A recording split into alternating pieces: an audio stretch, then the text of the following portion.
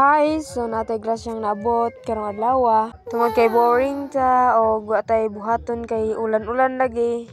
Lisod sa disession aron kay gahi naman pod. Lisod kay maglata pa kay sa kamakaon. So ato ning higuron, mao ni siya nagon.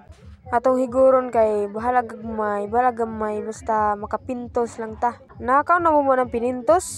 Ang pintos mo na siya giputos sa pakpak. Pakpak may tawag ani gani. Mo ni siya pakpak sa mais.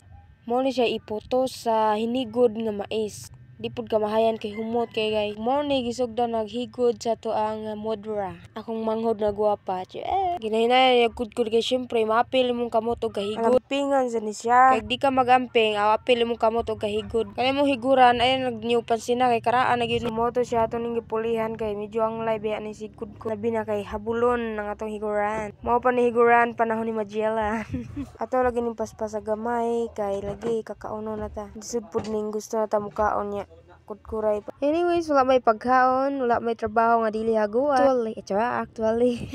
Bitaw dugay na may wala kakaon so nibalik may ni og higod sa karon na. Ako lagi imagine ang gibuhat namo sa unang panahon nga bata pa. Uy, grabe imagination. Kaya wala na mi kasulay og higod. So there ta. So mao na yung resulta ang hinigod nga mais. Medyo di kay ni siya basa no kay gahi naman ang mais. Mas nice gyud to nga bag-ong puso. Muni ato ang pinutos. Muni gitawag og pintos. Ambot sa tawag inyo ana. Pero nagimatik-matik kay nalimot na biata sa unang panahon pa biya ni. So naman na gyud mo ni atong lutoon.